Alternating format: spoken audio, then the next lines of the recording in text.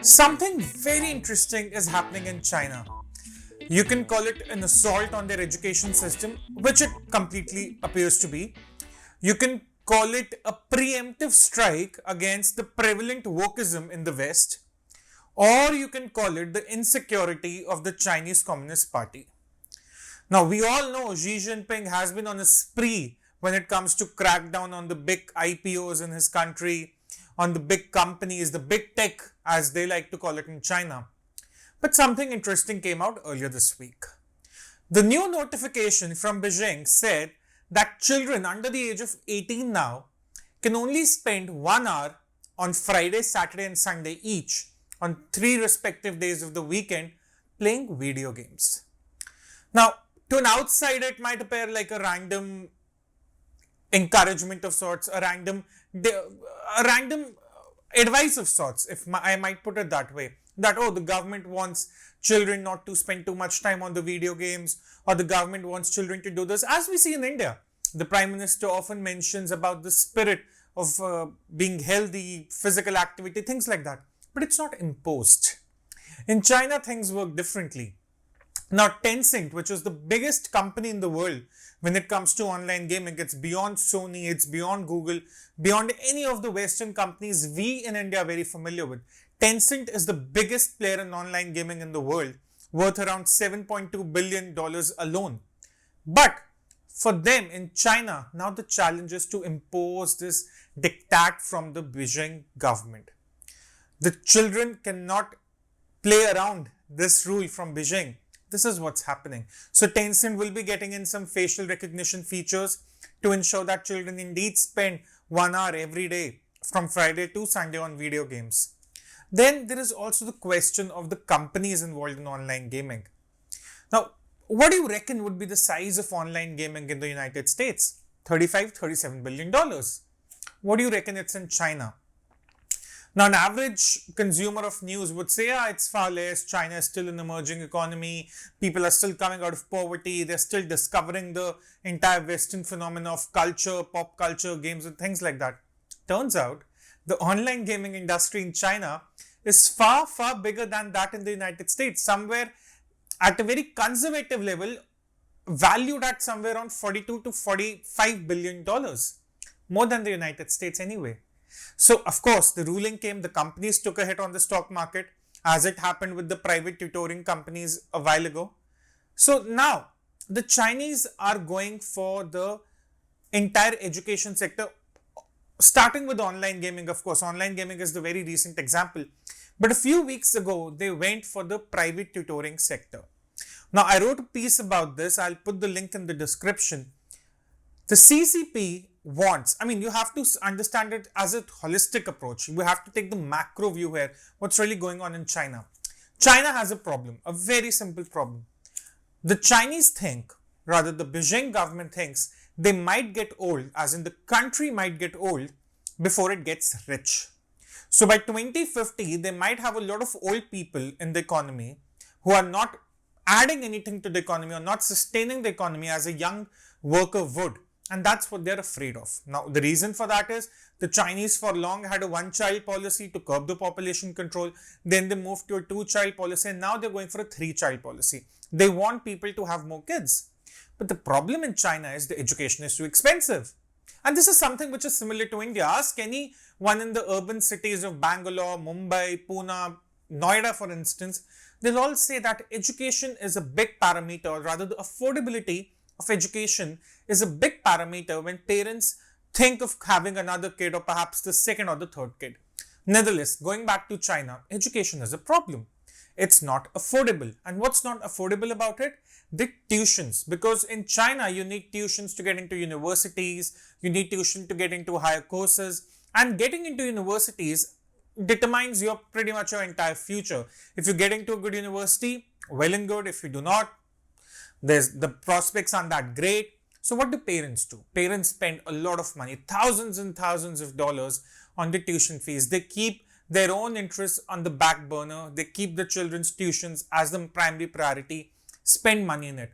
And children are either engaged in online gaming, the ones who have given up on college, or are engaged continuously in tuitions. Now, this is what the Chinese fear. They do not want to create a generation of people who are either socially awkward, as we saw in Japan. Mind you, this entire online gaming phenomena originated in Japan, where people were so much into online gaming that they stopped coming out of their houses, they reduced their social interactions. So China at one point wants to tackle the problem of too much online gaming, but the ones who are too serious about the studies, they want to make the education affordable also. So why is China really doing that? Now, the one thing is they want people to have more children. So they want to ensure that the education is cheap, it's accessible as much as it is affordable also. Rather, it's affordable as much as it's accessible. So that's the first point. And this parameter, this entire assault on the education system reflects something bigger that is going on in China. Perhaps the Communist Party wants to go back to its communist rules. People say that Communist Party of China is anti-private sector, but that's not true. If I tell you about 1949, when the Chinese Communist Party took over after the long civil war, the capitalists were actually asked to coexist with the Chinese for a long period of history of China, except those brief periods of cultural revolution with Mao Zedong at the helm of affairs. The Chinese have always coexisted with capitalists. But what Xi Jinping wants today is a version of capitalism that is suited to national security, economic sustainability, and more importantly, to the sustainability of the Communist Chinese Party. 25 years ago, private sector made up of 17% of the companies in China. Today, it's more than 80%. So the Chinese Communist Party has an incentive to keep a tab on these companies. Now, education is one example we've gone for. We talk about Tencent, we talk about Alibaba, we talk about the food delivery apps, we talk about the gaming apps, you can talk about anything. The idea is that the capitalism which is brewing in China, and successfully so, should be aligned with the interests of the CCP. Now, already there are a number of factors because China is doing this. Number one being the Chinese do not want to hand over the control of the data which is being generated every day. And how many, it's hard to quantify how much data is being generated in China every day. But the quantification of that data scares the Communist Party, because if that data is given, complete control is given to the private sector or to the Western companies because of the IPOs and everything, that would pose a threat. That was the reason Didi, the ride-hailing app in China, wasn't allowed to go for an IPO. So the first thing is the Chinese want to have some control, if not the complete control, as many would assume, of the data that is being generated by these internet firms. The second challenge is a lot of these private firms were going beyond regulation. Now, in India, you have a way to regulate tech companies. There are rules in place. In China also, there are rules in place. But what happens when a tech company becomes equivalent of a bank? There are no ways to regulate it. This was what was happening with Alibaba also. It had an inflated valuation, as many for tech companies would say. It was starting to lending. Now, had the company collapsed, had the shares even fallen by some percent, a lot of bad loans would have created, and who would have been required to, keep a lid on them? Already China has struggled with the debt problem in the past. So the Chinese wanted to get the private sector back in the regulatory framework. That is why they said that Alibaba needs to go from being a fintech lender to a bank, which follows all the rules and regulations that are there for a bank. So that's the second aspect. The third aspect is to get the real estate in place. Now, China has a lot of ghost cities. There's another article I wrote about this long ago. I'll put that link in the description also. But Chinese have the problem of ghost cities. Why? Because one, there's a surplus of property. There's a surplus of flats, apartments, or whatever you want to call it, or surplus of housing units within the country. The affordability is not there. And wherever the affordability is there, or wherever the flats are in demand, the rates have spiked up so much that it's becoming difficult for people to afford them, which becomes a hindrance to people having a second or a third child. Now, if you look at the entire measures being taken by China, starting from the education system, I took the education system as an example here. It's all about ensuring that people in China can have more kids, perhaps 2 kids, 3 kids. So you start with the education sector, you go for the data companies, you go for the real estate also. And lastly, to turn Chinese, the goal of common prosperity, which Xi Jinping keeps talking about, to keep working on that goal, to keep pursuing that goal. What the Chinese may have learned from the Americans is the problem of the 99% versus the 1%. Do we remember Occupy Wall Street? What did come out from that? That 1% owned as much wealth as the 99% owned.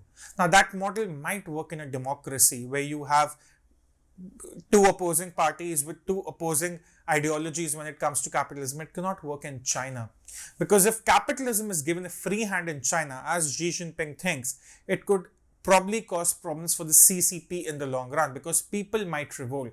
They are very mindful of that, because at the end of the day, the Chinese are essentially a dictatorship.